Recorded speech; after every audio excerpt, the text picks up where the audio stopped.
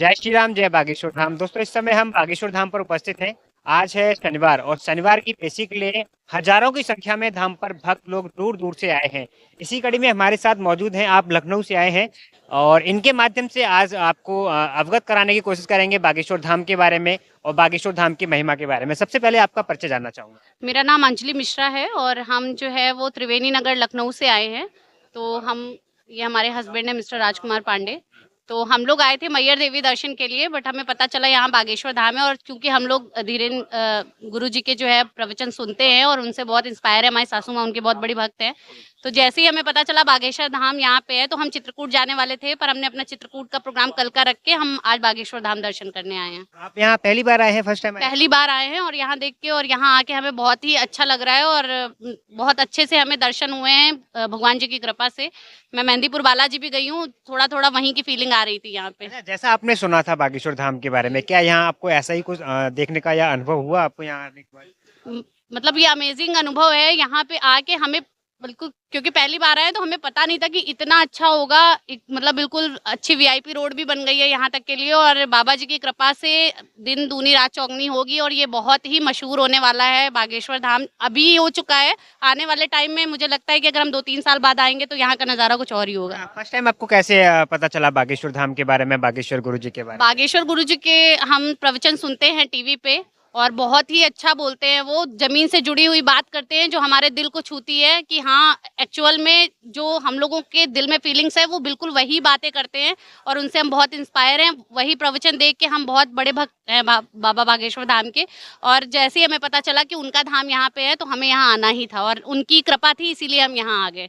जैसा कि हम देख पा रहे हैं, बागेश्वर धाम दिन प्रतिदिन एक पॉपुलैरिटी हासिल करते हुए जा रहे हैं। बागेश्वर गुरु जी की बात करें, वो अलग अलग देशों में उनके उनको बुलाया भी जा रहा है कथा प्रवचन करने के लिए। तो क्या मानती है, क्यों इतनी जल्दी उनको पॉपुलैरिटी मिल रही है, लोगों में इतना क्यों उनके प्रति प्यार जागृत हो रहा है? उनके प्रति प्यार इसीलिए जागृत हो रहा है क्योंकि वो सच्चे हैं और मिट्टी से जुड़े हुए हैं और जो मिट्टी से जुड़ा हुआ है, धरती से जुड़ा हुआ है, वो ऑटोमेटिकली इंसान से भी जुड़ जाता है क्योंकि वो दिल को छूने वाली बातें करते हैं। और अभी देश विदेशों में उनकी प्रख्यात और होनी है और जैसे जैसे उनकी प्रख्यात बढ़ेगी वैसे वैसे हमारा भारत भी जगत गुरु बनने की ओर फिर से एक बार अग्रसर है। अच्छा, जब भी बागेश्वर धाम की बात आती है या बागेश्वर गुरु जी की बात होती है, चमत्कार की बात होती है, जब बागेश्वर धाम या बागेश्वर गुरु जी की बात होती है तो वहाँ चमत्कार देखा जाता है, पर्चा देखा जाता है।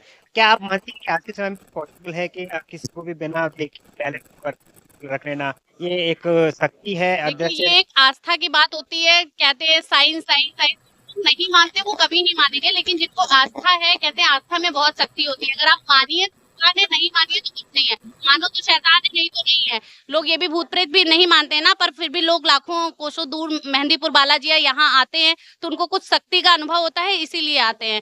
तो शक्ति तो है, भगवान में शक्ति है, तो जरूरी वो आस्था है हम लोगों की, तो हम आस्था में विश्वास करते हैं, इसलिए हम आते हैं और उसमें हम मानते हैं। बागेश्वर धाम पर एक बहुत अच्छा कार्य किया जा रहा है, मार्च महीने में क्या गरीब बेटियों का विवाह किया जा रहा है, कैसे देखते हैं इस बारे में? बहुत ही अच्छे ढंग से देखते हैं क्योंकि गरीबों के लिए बहुत होता है और हमारे जी, तो ये हमारी भारत के लिए, भारत की कन्याओं के लिए अच्छा ही है। गरीब परिवारों के लिए अच्छा है जिनके पास इतना पैसा नहीं है, जो हम एक मतलब अकेले वो बियर नहीं कर सकते, तो वो 121 कन्याओं का एक साथ विवाह करा रहे हैं। तो एक बहुत ही बड़ा धर्म का काम है जो कि होते रहना चाहिए और जिनके पास में पैसा है, पावर है, उनको ऐसे काम करने चाहिए। आपको जो पूज्य धीरेन्द्र शास्त्री जी हैं, गुरु जी हैं, उनका जो स्वभाव है कैसा लगता है लोगों के प्रति? नॉर्मल ऐसा कुछ लोगों का कहना होता है कि वो वीआईपीज को ज्यादा समय देते हैं, क्या आपको ऐसा कभी अनुभव हुआ? वो तो जितने भी बड़े-बड़े लोगों के बारे में कहा जाता है, सब यही कहते हैं कि वीआईपी को ज़्यादा ट्रीटमेंट देना होता है, बट ऐसा नहीं है। यहाँ वीआईपी वालों को पहले दर्शन नहीं हो रहे हैं, जो लाइन से आ रहे हैं उनको वैसे ही दर्शन हो रहे हैं और जिन पे भगवान की कृपा है उनको दर्शन होंगे ही होंगे।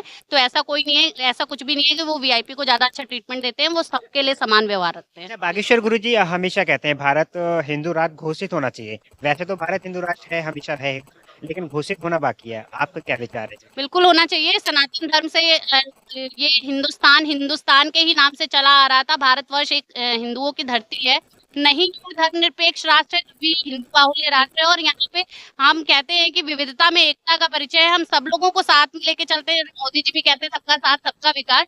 पर अगर हिंदू राष्ट्र हो जाएगा तो पूरी पृथ्वी पर एक नेपाल हिंदू राष्ट्र था जो नहीं रहा, तो बिल्कुल अगर भारतवर्ष हिंदू राष्ट्र हो जाएगा तो ये हम लोग के लिए सौभाग्य की बात है। मैं आपका ज़्यादा समय नहीं लूँगा, बस एक आखिरी सवाल करूँगा कि अगर बागेश्वर गुरुजी चाहते तो अपना जो जीवन है आराम से गुजार सकते थे, केवल कथा करके, दरबार लगा के, बैठ के। लेकिन वो जितना करते हिंदू राष्ट्र करते हैं, खुले कुछ भी बोलते हैं। तो आप नहीं लगता कि उन्होंने अपने लिए कुछ जो दुश्मन पैदा कर लिए हैं या अपने लिए कुछ मुसीबतें ले ली हैं? देखिए ये भारत है, यहाँ सबको अपना बोलने की, सबको जो है अभिव्यक्ति जाहिर करने की स्वतंत्रता है। तो हर कोई, जब एक आतंकवादी खुले मुंह से सब कुछ बोल सकता है तो धार्मिक इंसान क्यों नहीं बोल सकता है? जब सबको बोलने की अभिव्यक्तता जाहिर करने की स्वतंत्रता है तो उन्होंने बोल के कौन सा बड़ा गुनाह किया है? अपने दिल के, इसीलिए तो वो सबके दिल से जुड़े, क्योंकि वो दिल की बात बोल रहे हैं, कोई बनावटी बात नहीं बोल रहे हैं। तो मुझे लगता है कि वो बिल्कुल सही बोल रहे हैं। आपको बागेश्वर धाम में विश्वास कितना है? पूरा विश्वास है और विश्वास के कारण ही हम यहाँ हैं। जब से आप लोग जुड़े हैं, क्योंकि लोग कहते हैं बागेश्वर धाम से जुड़ जाएं, धाम पर आ जाएं, आपके जीवन में कुछ परिवर्तन होते हैं, चेंजेस होते हैं। तो आपके साथ आपने कुछ ऐसा अनुभव किया? चेंजेस तो होते रहते हैं, क्यों नहीं चेंजेस होते हैं, तभी तो हम यहाँ आए हैं और चेंजेस ही होते रहेंगे।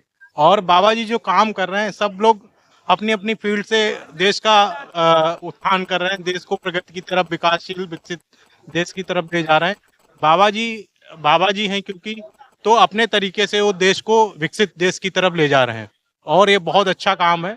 और बाबा जी अपने लिए नहीं कर रहे हैं, बाबा जी पूरी ब्रह्मांड के लिए, पूरे विश्व के लिए, कुछ सनातन के लिए, सनातन को प्रचार कर रहे हैं।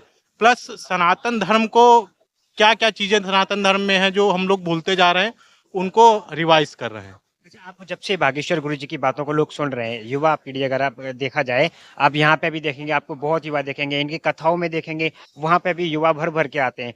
कुछ नजर आएगा कथाओं में? आएगा क्योंकि कोई भी आप चिंता करके, कोई माहौल चेंज होने के लिए, माहौल चेंज आप तो बाबा जी ने चेंज किया है और खुद में चेंज करने के कारण यहाँ भी चेंजेस दिख रहे हैं।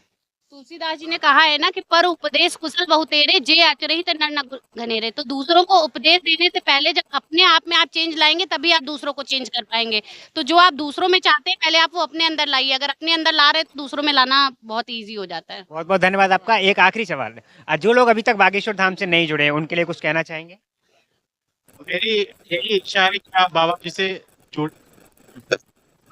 ना जुड़े, भगवान जी से जुड़े, सनातन धर्म से जुड़े और कोई भी देवी देवता है जिनको आप मानते हैं उनसे जुड़े।